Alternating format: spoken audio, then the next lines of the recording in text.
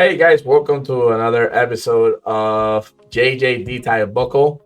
Today we're going to be covering episode 11, which talks about courage. Oh, sorry, knowledge. Yeah, because we did a double feature. So it's going to be knowledge. So this is going to be number 12 of those 14 leadership traits that a military leader should have and that transfers over to the civilian world because they're amazing qualities to have as a leader. Today we get to talk to you about knowledge, and I'm going to read something to you guys. It says knowledge enables leaders to have experience, training, and information necessary to see any operation to be a successful one. There's a saying here. Admiral Arlek Berkey said, leadership is understanding people and involving them to help you do a job. That takes all the good characteristics like integrity, dedication of purpose, selflessness, knowledge, skill, impeccability, as well as a determination not to accept failure. See, guys, when it comes to knowledge, knowledge is one of those things that you are required almost to have, especially, if we're talking about your military specialty. The military is very well versed in making sure that the service members go, for example, to a school and they're learning at the schoolhouse their military specialty, right? They give them knowledge.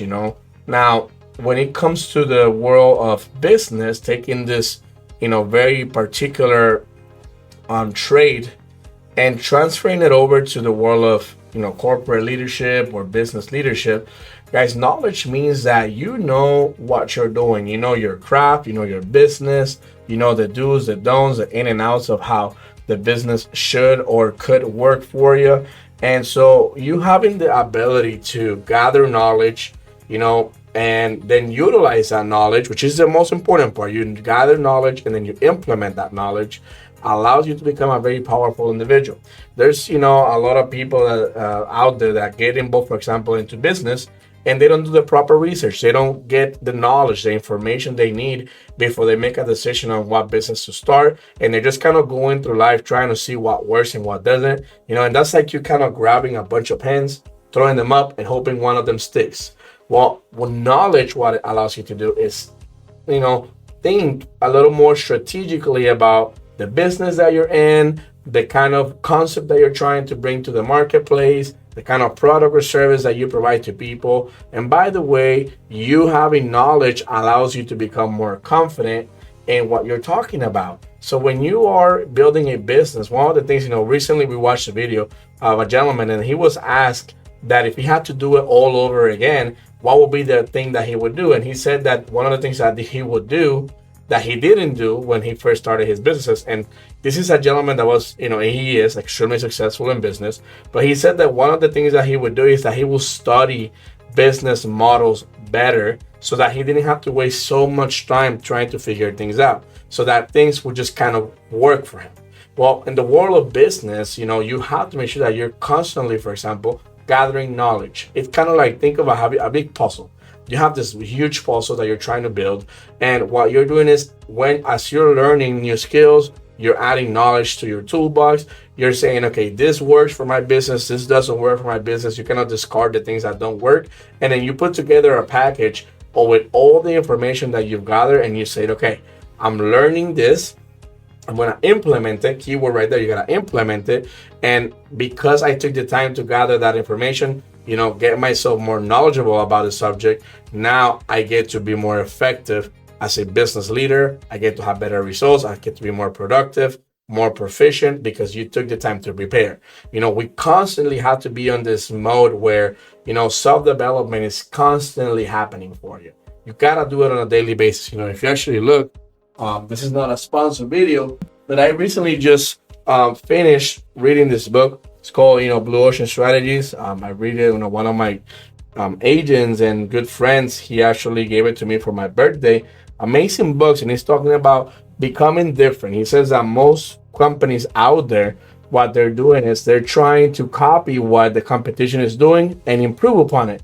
And then you just become just another cog in the wheel, trying to do what others are doing, trying to do it better. Maybe you lower the cost of what you're doing, you kind of charge people less. And you get into this game of trying to fight fire with fire, and it never really wins. Nobody ever really wins, because somebody else will come in, do the same to you, lower their price, now start servicing your clients at a lower price, and your clients will go because it's cheaper, and nobody's really growing. So what the blue ocean strategies talk about, and it has to do with knowledge, is that one of the things you want to do is you want to become extremely knowledgeable about what you're doing, about what the competition is doing that's working for them, and then utilizing that to become different. He says, while other people are trying to compete on the same field, you have to become a person that innovates, consistently innovates the systems that you're running in your business, so that while others are trying to kind of get a piece of the pie on one area, you're here making a new pie. You're making a new thing, something that no one else has seen, and therefore your value goes up. And now people want to do business with you because they see you as the subject matter expert. You're supposed to be reading, guys, and getting knowledge, because if you stop learning, if you stop adding things to your toolbox, to your knowledge, you're just not going to succeed. It's just a fact of life. And let me give you one tip about knowledge, and this is something that I heard many years ago, and it completely changed my perspective. I'm a person that I used to hate to read. Very honest with you, I think by the time I was 22 years old, I might have read, not counting books that I read in college, I might have read maybe, I don't know, 6-7 books total in my life in 22 years. And out of those 6-7 books, I could tell you for a fact, 6 of them were Harry Potter books, that I read from tome to tome. No other book. I have never picked up a self-development book. I remember my 8th book before I became 22 years old. And the reason why I use 22 is because that's when I started my business. Before that time, I had read only one book, and it was not really self-development, but kind of self-development. And it was a book called Get Rich Click, which, was talking about you using what now became known as ClickFunnels, and you're using affiliate marketing to go online and become like the superpower. And I was so naive back then, and I really lacked the knowledge of how business works so much that I really missed an opportunity, because what they were teaching on this book is basically what Alibaba became, what Amazon became. They're being affiliate marketers out there. It's kind of like what drop shipping is today. That's what this book was talking about. I picked up this book, guys, by the way, back in 2007, 2008. That this new era of Amazon buying and things like that wasn't a thing back then. But I didn't really know enough about business in general to pursue something like that. I think I tried once or twice and I never did anything else. And that all stemmed from the fact that all I knew was all I knew. There was no growth in me. I wasn't really reading. I wasn't looking for more information. It was just kind of like what I learned through life, what my grandpa taught me. That was the limits of my knowledge. And so when I started in business, some of my mentors, they encouraged us to self-develop on a daily basis. And that's when I started picking up more books and reading and learning. And I really became extremely passionate about reading and gaining knowledge. Not for the sake of knowledge, but for the sake of execution. Because I can take a book. This is the crazy thing about reading, by the way. And take this to heart, by the way. I think this is going to be very helpful for a lot of you.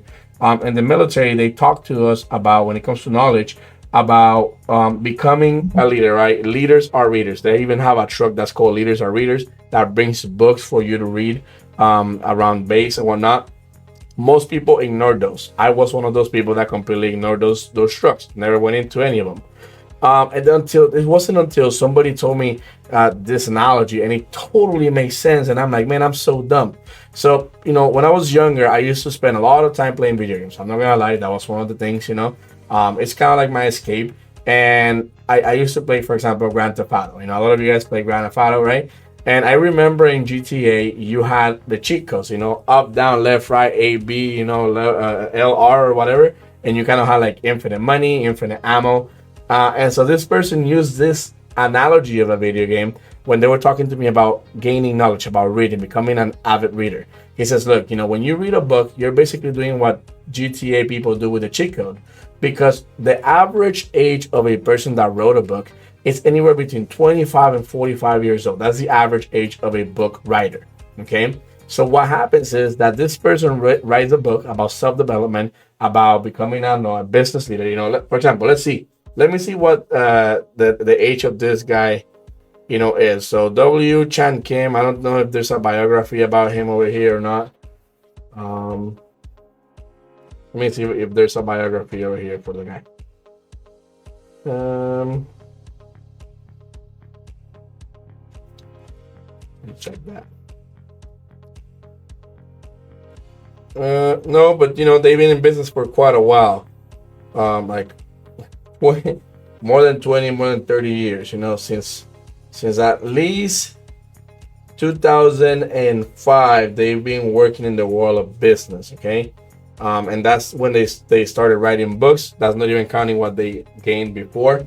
And so when you think about it this way, if somebody that writes a book is, let's say on an average, 45 years old, that means that it took them 45 years to learn everything necessary for them to develop their own philosophy of life and then put that into a book. Our mentor or a founder of our company, his name is R. Williams.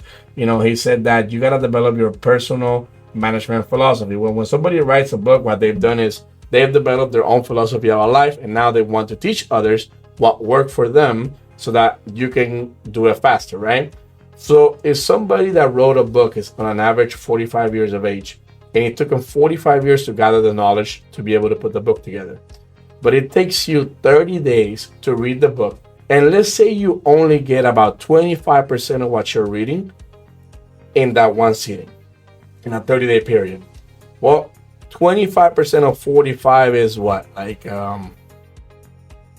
10, something like that.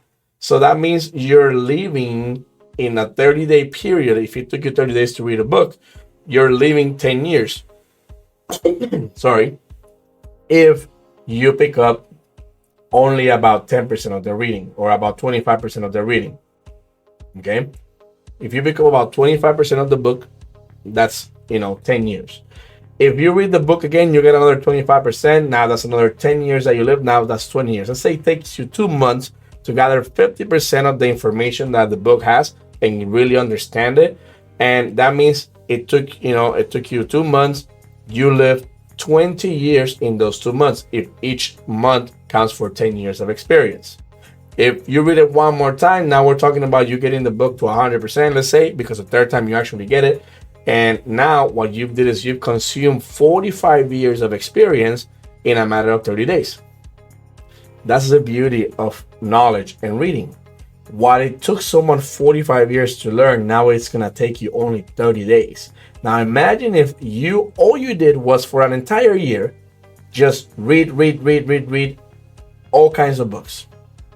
And on an average, you read 10 books a year.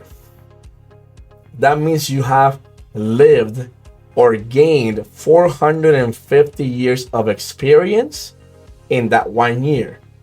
So if you go and now say you want to start a business after having read all these books, and you put yourself against someone that has only read one book in their life, and they got 45 years, but you got 450 years of experience, and you guys go head to head, all things being equal except the fact that you read and that person didn't, I guarantee you would have more skills, more ability, a better understanding, and a better system, and you will become more successful than that other person, just based on the fact that you have now more knowledge and you can implement and take action on that knowledge. Now, yes, there's people that they just gather knowledge and they take no action. Okay, that happens as well. Well, that happens to be you. Don't be dumb. Use the knowledge to your benefit. Go out there, build something pretty special. But that's where knowledge comes in as a military leadership trait. We are encouraged, for example, to read Sun Tzu, The Art of War. We're required, or not required, but encouraged to read Leaders Eat Last, things like that. Well, if you are a person that wants to make the military, for example, a career, and you've been reading these books and you're gathering this information from people that have gone through the same steps that you're going to learn how to, I don't like to use the word shortcut, but almost take a shortcut to the goal that you want to achieve. And you make it a lot faster because you got the knowledge. Same happens in business. You read the book, you implement, you got the knowledge, you make things faster, You know what works and what doesn't work because you read it somewhere. And now you can take away all of this extra time that it might take you to develop something significant and cut it down to a very little piece of time in your life and then become massively successful. Why? Because somebody else went through the process for you. And all you had to do was read it. Okay? So if you are striving to become a leader, that's the word I was looking for. If you are striving to become a leader in your field, go out there and gain as much knowledge as you can, not only about your field, but about the environment that your field is in, the type of people that, for example, buy your product and service. Go and gain knowledge on that. Learn it, Google it, learn something, and then start taking action on that knowledge. And I guarantee you that you will pass everybody else in your business, in your company, because you're going to be better prepared than those that read nothing at all. Hope that helped, guys. We'll see you guys next week. We got only 2 more to go. 2 more to go. Or not next week, maybe tomorrow, maybe the day after. But we got 2 more trades to go before we do our podcast. The next topic, next episode, I love. Guys, it's loyalty, and loyalty. We're going to talk a lot about loyalty, okay? So stay tuned for that next episode, guys. If you like what you're hearing, please share, like, subscribe to the channel. Bless other people with this information out there, because someone might use this and completely revolutionize their life, but they won't get to it unless you tell them about it. I appreciate you guys watching. You might see a short or 2 out of this as well. So if you see that, give it a like as well. Love you. I'll see you guys on the next one.